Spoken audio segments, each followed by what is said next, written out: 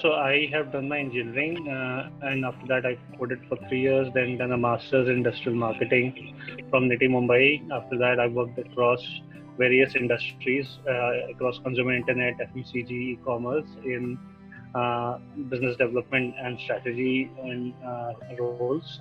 And then my last role was into a logistics startup as a head of department.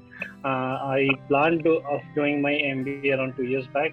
The aim to do an MBA is to get an international exposure. So why at this point in career, like you already mentioned international exposure, how many years of work experience do you have? I have 10 years of experience. Do you think that it's the right move that you made, that you decided to do an MBA? Apart from getting an international exposure, there are other risks also involved, right? Like it could be financial risk, or it could be something related to career. And you might have questions on what after MBA, right? So do you think it a good move for you to sort of decide to do an MBA? So if you see, there are two aspects to it. First, if I see only my career experience, right? So there are various sorts of experiences, say like various sort of programs in US and Europe across. Europe has majorly 1-year programs, and in US there are 2-year programs, and only Kellogg and Cornell provides 1-year programs, right?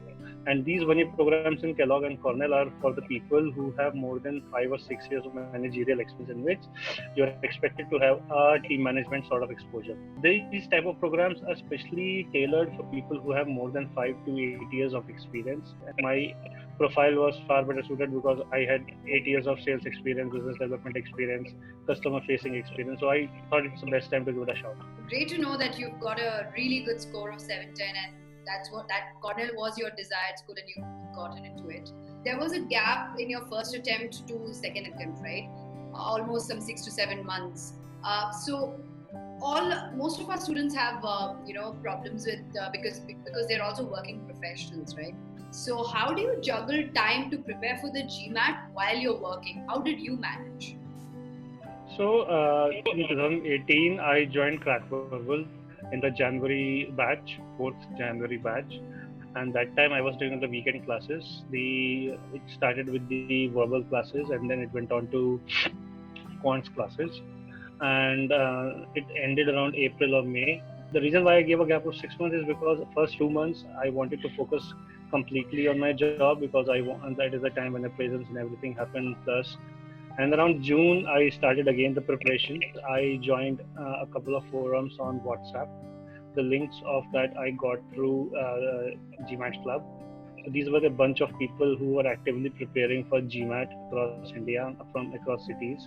So they used to post problems. I used to study there. Plus, I always kept on attending the webinars that Likesh used to send me over an email that this is happening, the quant seminar is happening, Arun is taking this seminar, or the other faculties are taking that seminar of how to crack that session, how to crack that. So whichever was my weak area, which I got from my ESR, from the first GMAT, I understood where my pain areas was, where I was falling short. So which was your biggest challenge on the GMAT? Was it verbal, quant, or is there any particular section that you had a challenge?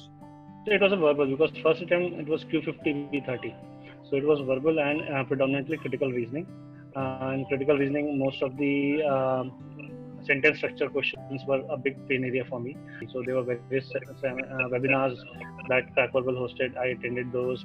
It was just on an additional pay. I got the online classes as well. I always used to keep on referring to those video tutorials. Plus, I joined a lot of forums like GMAT Club. Amidst all of this, you still managed to do it, and that's the nice part about it. You don't give up on it. So you got a great GMAT score. You wanted to get into a particular kind of B school. How did you go about your application process?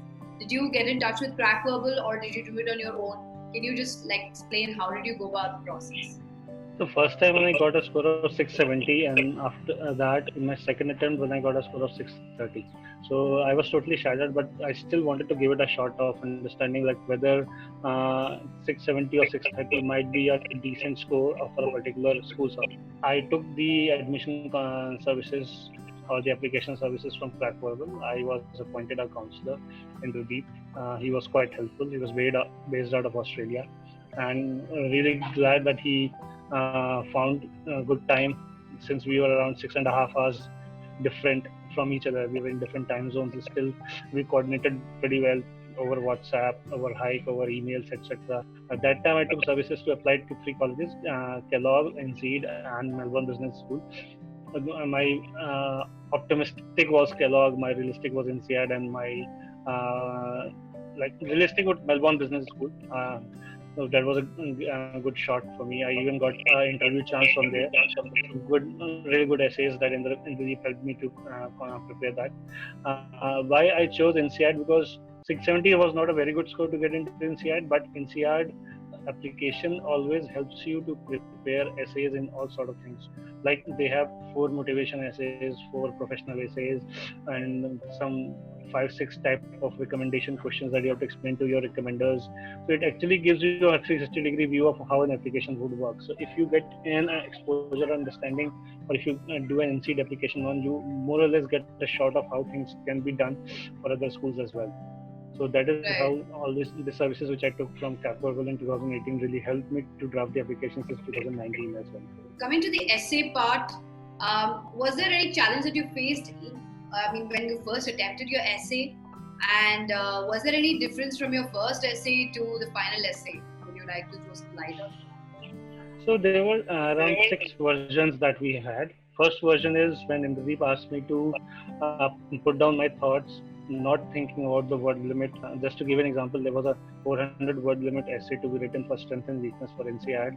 I actually went down to write 4 pages, which was around 1400 words. So, and then he started cutting it short. No, this is not a strength, this is a weakness. No, this is not an apt strength.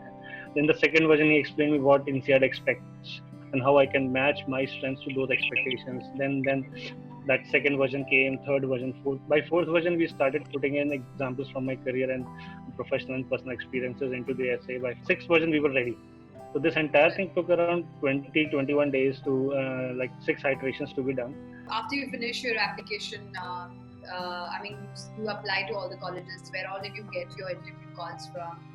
And what made you choose Cornell? Why did you choose Cornell in the end? When I got 670, I tried Cornell Tech and I got rejected outright. Then when I got 630, I had counseling with Aditya and the 3 different type of colleges, INSEAD, Kellogg and MBS. The next year, I wanted to have a different portfolio. So this time around, moreover, I had to do it strategically because in 2019, I already had 9 years of experience. And by the time I would join any of the colleges, I would have 10 years of experience, which means I have to select colleges where average age is not very less, because I would be like a too matured person in that program, and it should not be too much of an age or a work ex, like LBS leadership programs which are 15 years of experience work ex. But I would be too young, so I have to be very careful in selecting whatever programs I wanted to apply.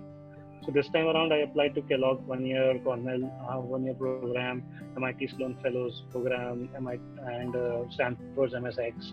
And to be on the safer side, I applied to Melbourne Business School, AGSM in Australia, and even NUS in Singapore. So I had a mix of various colleges to apply for.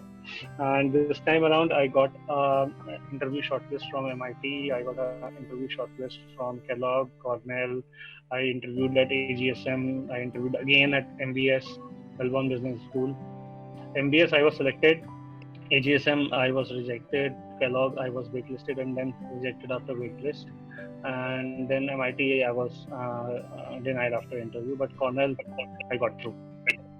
If you're too happy, or if you're happy or satisfactory about the services that CrackVerbal has given, would you like to recommend? What is that one thing that you liked about our services?